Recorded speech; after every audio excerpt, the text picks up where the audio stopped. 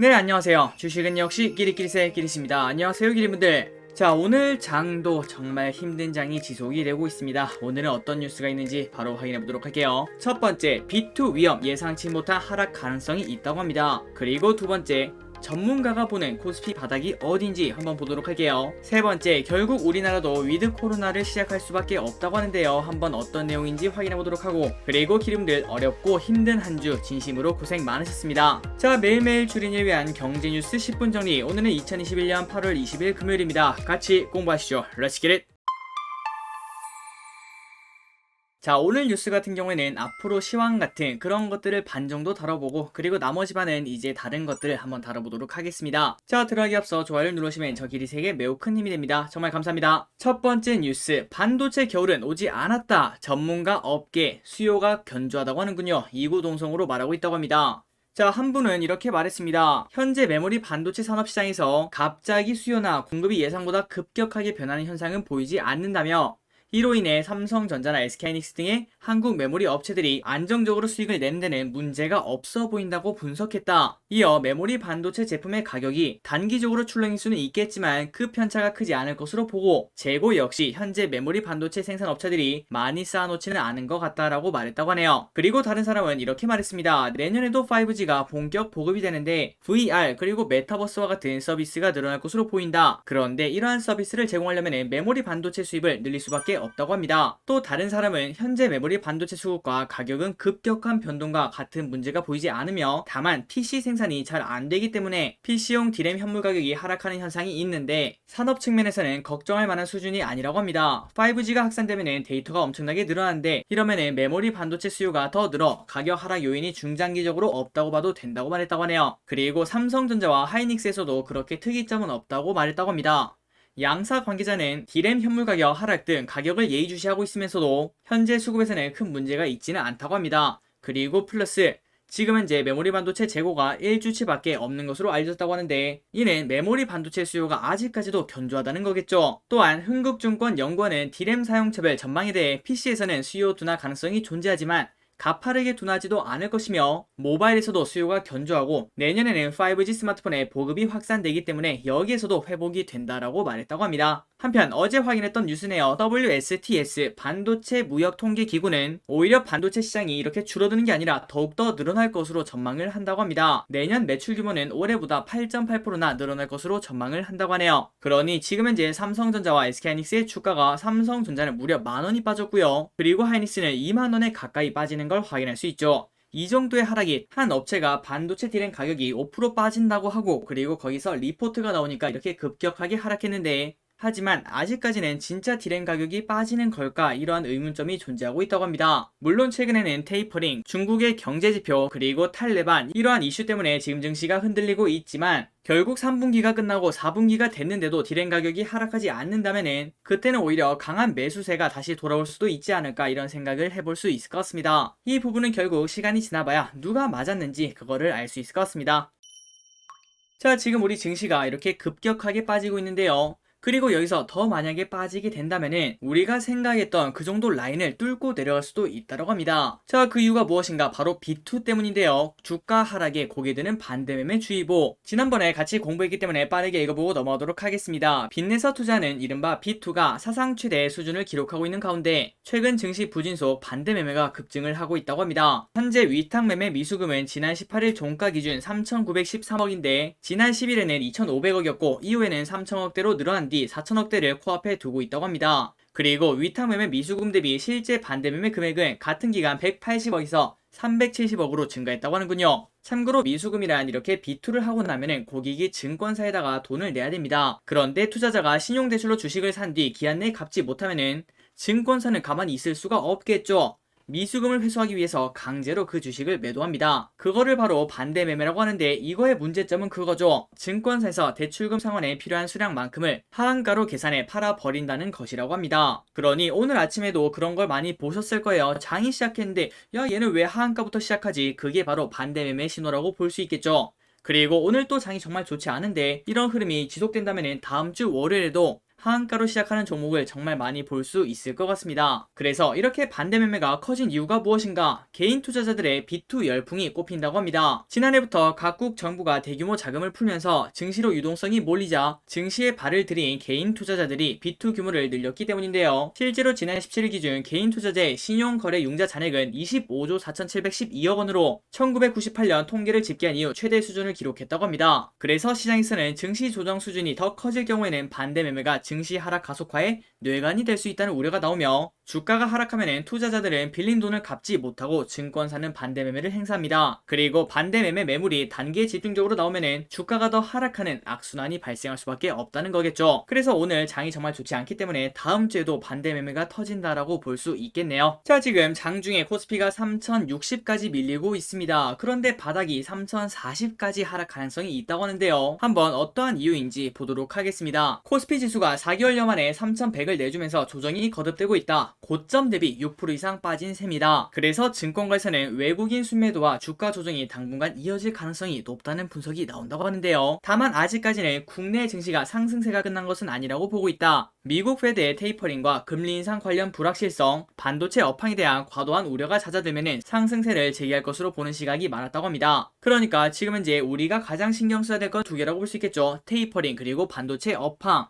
그런데 그 와중에 반도체 업황은 제일 처음에 보다시피 아직까지 확실하지 않다고 합니다. 그렇다면 이제 테이퍼링만 좀 잠잠해진다면은 우리 증시는 반발 매수라고 하죠. 야, 삼성전자가 정신 차려보니까 7만원이 돼 있네. 그러면서 매수가 들어오면은 증시가 다시 올라갈 수 있다고 하네요. 자, KB증권연구원은 최근 증시 약세의 원인은 연준 긴축, 경기 정점 우려, 델타 변이 세 가지를 꼽을 수 있는데, 하나하나 보면은 큰 문제는 아니지만 문제는 세 가지가 동시에 나타나고 있다는 점입니다. 앞으로도 추가적인 외국인 매도와 주가 조정이 있을 것으로 보고 있는데, 그래서 어디까지 떨어지나 코스피 지수의 200일 이동평균선 수준인 3040에서는 분할 매수 접근이 가능하다고 합니다. 그러니까 이 정도면은 너무 많이 떨어졌다라고 말하는 거겠죠.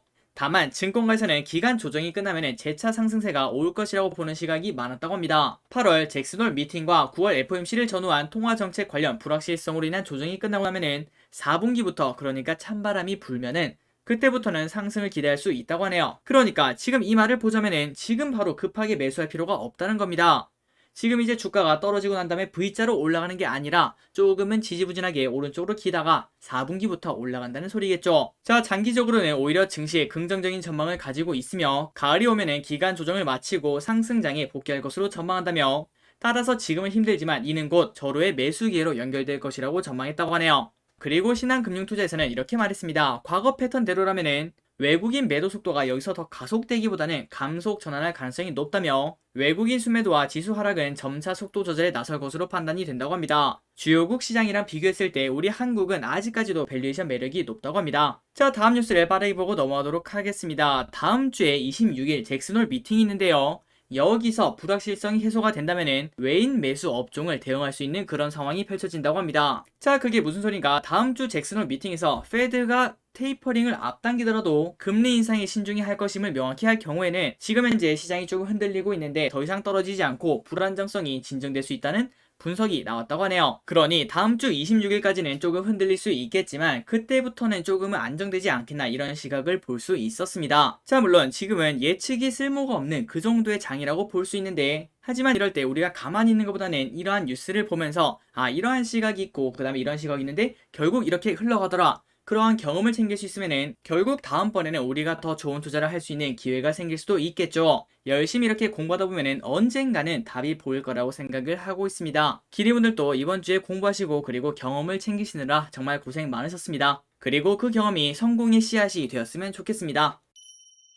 자, 여기서부터는 빠르게 보고 끝내보도록 할게요. 현행 거리두기 2주 연장, 식당, 카페 영업시간 10시부터 9시로 단축. 결국 정부가 더 센 방역 조치를 꺼내 들었습니다. 현행 수도권 4단계, 비수도권 3단계인 사회적 거리두기 단계를 다음 달 2일까지 2주 더 연장을 했고요. 거리두기 4단계 지역에서는 음식점과 카페 등 영업시간을 현행 10시에서 9시까지 줄였다고 합니다. 대신 백신을 2차 접종까지 마친 사람은 식당과 카페에서 2인 이상 모임 금지 대상에서 빼기로 했는데요. 따라서 사적 모임 금지 조치는 백신 미접종자 2명에 백신 접종자 2명까지 최대 4명까지 가능하다고 합니다. 참고로 백신 접종 완료자는 2차까지 접종을 마치고 난 다음에 몸에 면역이 생기는 2주가 지난 사람을 말한다고 하네요. 그리고 아마도 지금 현재 아직까지도 잠잠해지고 있지 않기 때문에 추석까지 이러한 흐름이 계속 이어지지 않을까 이렇게 생각할 수 있을 것 같습니다.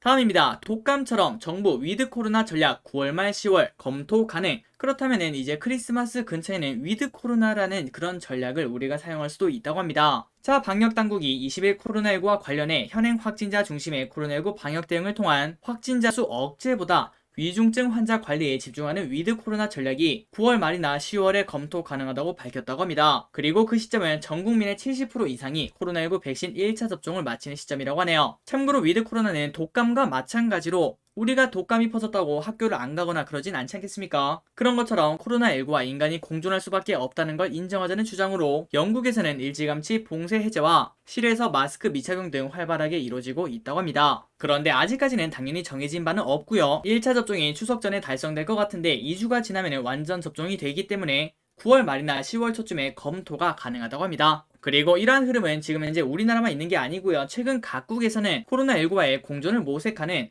위드 코로나 체제에 대한 논의가 한창이라고 합니다. 코로나19가 장기화되면서 감염병과의 전쟁을 완전히 끝내는 것은 어렵다는 판단하에 일부 국가에서는 확진자 집계를 아예 중단하거나 사회 경제적 활동을 제한하지 않은 채 일상을 그대로 유지하고 있다고 합니다. 그래서 지금 소상공인 그리고 자영업자의 고통과 사회 경제적 비용을 초래하는 만큼 위드 코로나로 넘어가 독감처럼 일상 속 유행으로 인식하고 대신 위중증 환자나 치명률을 낮추는 방향으로 방역 체계를 전환하는 게 위드 코로나의 취지라고 합니다. 그래서 오랜만에 신규 확진자가 몇 명인가 라고 봤더니 1900, 1800, 1500, 1300 이렇게 떨어지다가 이때는 주말 효과라고 볼 수 있겠죠. 그 다음부터는 1800, 2100, 2000 이런 식으로 높이 계속 나오고 있습니다. 그리고 최근 댓글에서도 코로나에 걸리셨다는 기리분들도 한 분씩 나타나더라고요. 자, 기리분들 정말 힘든 상황이지만 이럴 때 코로나까지 걸리면 얼마나 아프고 힘들겠습니까? 그러니 항상 코로나 조심하시기 바랍니다. 리니지 W 공개 국내용 1개 넘을까? NC소프트가 19일 어제죠. 글로벌 온라인 쇼케이스 더 월드를 통해서 준비 중인 신작 리니지 W를 공개했다고 합니다. 월드와이드를 의미하는 W를 달고 나온 리니지 W가 북미와 유럽 시장에서 성과를 낼 수 있을지 관심사라고 하네요. 지금까지 NC소프트의 문제점은 딱 이거 하나였습니다. 국내 시장 비중이 너무나 높다. 해외에서 돈을 벌지 못한다. 이것이 약점이었다고 하는데 하지만 이 게임을 통해서 그거를 깰 수 있을지 관심이 있다고 하네요. 그리고 택진영은 이렇게 말했다고 합니다. 리니지는 하나의 게임이 아닌 대한민국의 MMORPG의 역사라며 리니지 W는 지난 24년간 쌓인 리니지의 모든 것을 집대성한 마지막 작품이라고 소개를 했다고 하네요. 그래서 이 리니지 W는 연내 출시 예정이고 그리고 이 흥행 여부에 따라서 리니지 시리즈 그리고 NC소프트의 향방도 결정될 예정이라고 합니다. 다음입니다. 여기서 질문이 뭐길래 탈레반 어이없다는 듯 웃음 터져 인터뷰 중단. 이슬람 무장단체 탈레반이 아프가니스탄을 장악한 가운데 탈레반 지도층의 과거 인터뷰 영상이 다시금 주목받고 있다고 합니다. 몇 달 전 탈레반 지도층이 인터뷰를 했는데 여기자로부터 질문을 받은 다음에 빵 터졌다고 하는데 한번 어떠한 질문인지 확인해 보도록 할게요. 자, 기자는 이렇게 말했습니다. 탈레반 통치 아래서 아프간 여성들의 권리 보장이 가능합니까? 그렇게 말하니까 탈레반 조직원들은 이슬람 율법에 따라 여성의 권리가 유지될 것이라고 말했다고 합니다. 하지만 기자가 이어서 아프간 국민이 여성 정치인에게 투표하는 게 가능할까? 이렇게 물어봤는데 탈레반 대원들은 질문이 어이없다는 듯 웃기 시작했다고 합니다. 자, 그래서 어떻게 웃었나라고 봤더니 여기 사진 보면 딱 느낌이 오죠. 완전 어이없다. 그러니까 저 기릿이 제 친구들한테 가서 이 중에서 내가 가장 잘생겼어 이렇게 말하면 나오는 그러한 반응을 보여주고 있죠. 그만큼 이 사람들한테는 이게 말도 안 되는 얘기라는 겁니다. 그러니 여성 인권을 위한다는 거는 말뿐일 수밖에 없다는 것도 같이 생각을 해볼 수 있겠죠.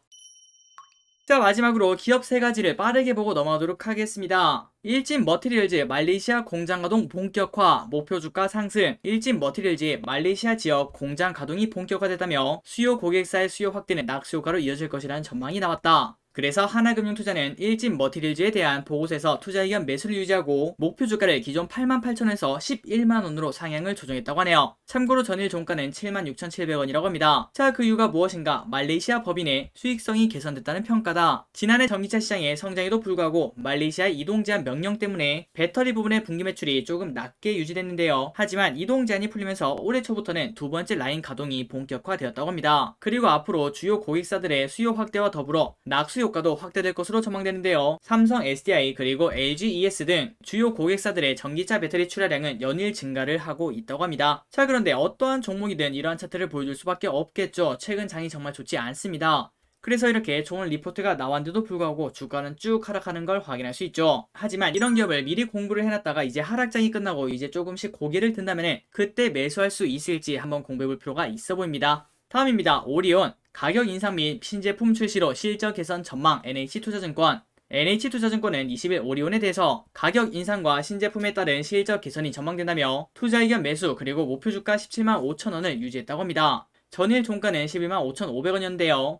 자, 하반기에 들어서면서 역기저 부담은 완화가 되었으며 제조 원가율 상승 압박은 소멸되고 있으며 공급 전환에 따른 이슈도 완전히 마무리된 모습이라고 평가했습니다. 그리고 중국 법인 파이 일부 품목의 가격 인상을 발표하며 하반기 강한 실적 모멘텀 회복 가능성을 높였으며 인상폭은 아직 공개되지는 않았지만 중국 법인 파이 가격 5% 인상 시 영업이익률은 1에서 2%나 개선될 것으로 추정이 된다고 하네요. 자, 그동안은 정말 재미없던 오리온, 오늘 같은 장에 오히려 3% 정도의 상승을 해주고 있습니다. 이런 리포트의 이유라고 볼 수 있겠죠. 자, 이때까지 정말 재미없었던 오리온, 앞으로도 더 상승할 수 있을지 한번 공부가 필요해 보이네요. 자, 마지막입니다. 롯데케미칼 목표가 15% 하향. 그러나 수소비전은 긍정적이라고 합니다. 신한금융투자는 롯데케미칼의 목표가를 종전 45만원에서 38만원으로 15% 하향하되 투자 의견은 매수로 유지했다고 합니다. 현재 시황 저점을 반영해 목표 PBR을 하향한 데 따른 것인데요. 그러나 수소사업 진출 및 비전에 대해서는 긍정적으로 평가를 했다고 합니다. 전일 종가 기준 주가는 23만 6천 원이라고 하네요. 자, 가면 갈수록 친환경이 중요합니다. 그러나 화학은 글로벌 이산화탄소 배출량 중